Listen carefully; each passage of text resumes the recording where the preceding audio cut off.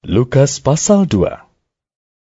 Pada waktu itu, Kaisar Agustus mengeluarkan suatu perintah, menyuruh mendaftarkan semua orang di seluruh dunia. Inilah pendaftaran yang pertama kali diadakan sewaktu Quirinius menjadi wali negeri di Syria. Maka pergilah semua orang mendaftarkan diri, masing-masing di kotanya sendiri. Demikian juga Yusuf pergi dari kota Nazaret di Galilea ke Yudea, ke kota Daud yang bernama Betlehem, karena ia berasal dari keluarga dan keturunan Daud, supaya didaftarkan bersama-sama dengan Maria, tunangannya, yang sedang mengandung. Ketika mereka di situ, tibalah waktunya bagi Maria untuk bersalin. Dan ia melahirkan seorang anak laki-laki, anaknya yang sulung. Lalu dibungkusnya dengan lampin dan dibaringkannya di dalam palungan, karena tidak ada tempat bagi mereka di rumah penginapan. Di daerah itu ada gembala-gembala yang tinggal di padang menjaga kawanan ternak mereka pada waktu malam. Tiba-tiba berdirilah seorang malaikat Tuhan di dekat mereka, dan kemuliaan Tuhan bersinar meliputi mereka, dan mereka sangat ketakutan. Lalu kata malaikat itu kepada mereka, "Jangan takut, sebab sesungguhnya aku memberitakan kepadamu kesukaan besar untuk seluruh bangsa. Hari ini telah lahir bagimu Juru Selamat, yaitu Kristus, Tuhan di kota Daud. Dan inilah tandanya bagimu.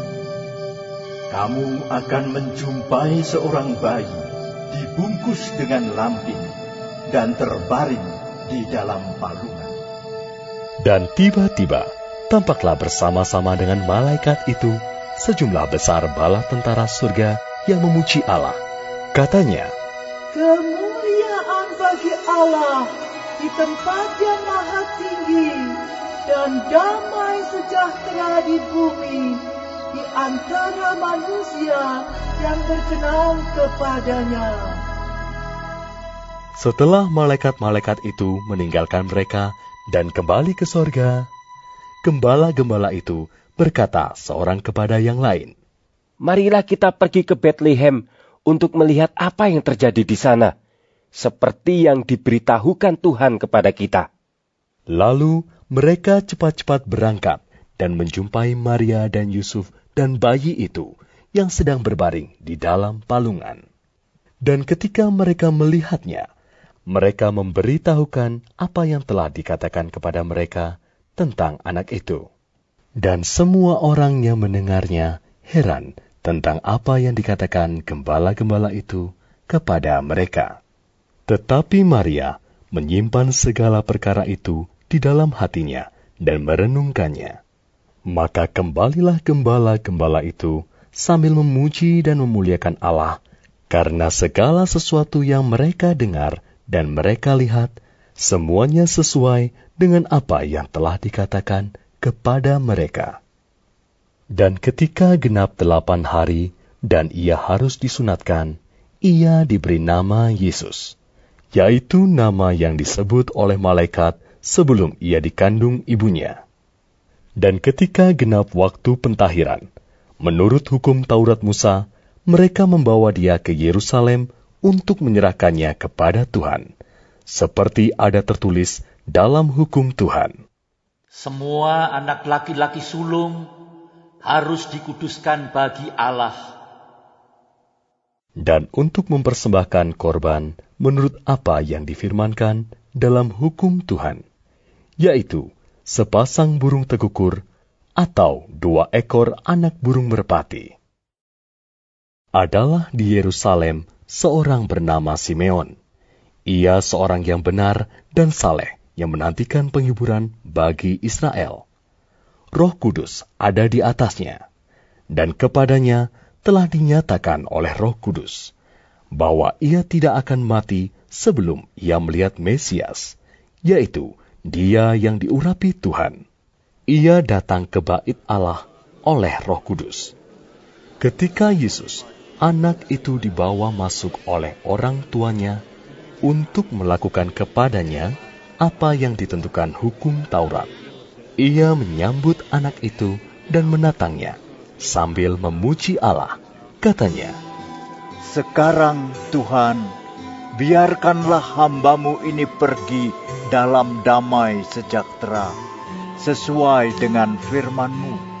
Sebab mataku telah melihat keselamatan yang daripada-Mu, yang telah Engkau sediakan di hadapan segala bangsa, yaitu terang yang menjadi penyataan bagi bangsa-bangsa lain, dan menjadi kemuliaan bagi umat-Mu Israel." Dan bapa serta ibunya amat heran akan segala apa yang dikatakan tentang dia. Lalu Simeon memberkati mereka dan berkata kepada Maria, ibu anak itu, "Sesungguhnya anak ini ditentukan untuk menjatuhkan atau membangkitkan banyak orang di Israel, dan untuk menjadi suatu tanda yang menimbulkan perbantahan. Dan suatu pedang akan menembus jiwamu sendiri, supaya menjadi nyata pikiran hati banyak orang." Lagi pula, di situ ada Hana, seorang nabi perempuan, anak Fanuel dari suku Asher. Ia sudah sangat lanjut umurnya. Sesudah kawin, ia hidup 7 tahun lamanya bersama suaminya. Dan sekarang, ia janda dan berumur 84 tahun. Ia tidak pernah meninggalkan bait Allah, dan siang malam beribadah dengan berpuasa dan berdoa. Dan pada ketika itu juga, datanglah ia ke situ dan mengucap syukur kepada Allah, dan berbicara tentang anak itu kepada semua orang yang menantikan kelepasan untuk Yerusalem. Dan setelah selesai semua yang harus dilakukan menurut hukum Tuhan, kembalilah mereka ke kota kediamannya, yaitu kota Nazaret di Galilea. Anak itu bertambah besar dan menjadi kuat, penuh hikmat, dan kasih karunia Allah ada padanya.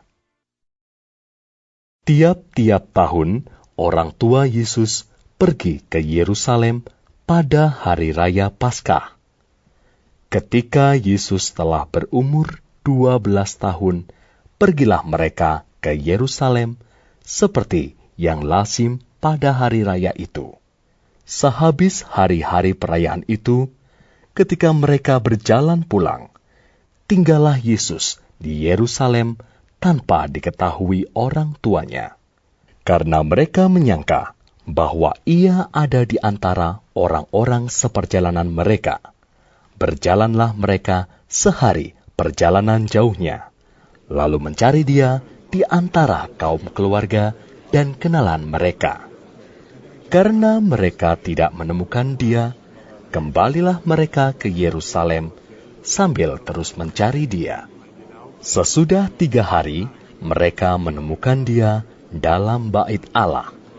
Ia sedang duduk di tengah-tengah alim ulama sambil mendengarkan mereka dan mengajukan pertanyaan-pertanyaan kepada mereka. Dan semua orang yang mendengar dia sangat heran akan kecerdasannya dan segala jawab yang diberikannya. Dan ketika orang tuanya melihat dia, tercenganglah mereka.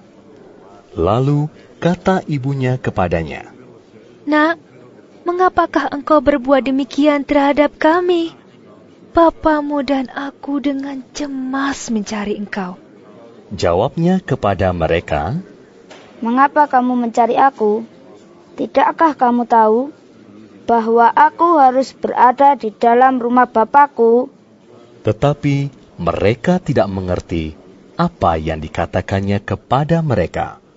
Lalu ia pulang bersama-sama mereka ke Nazaret.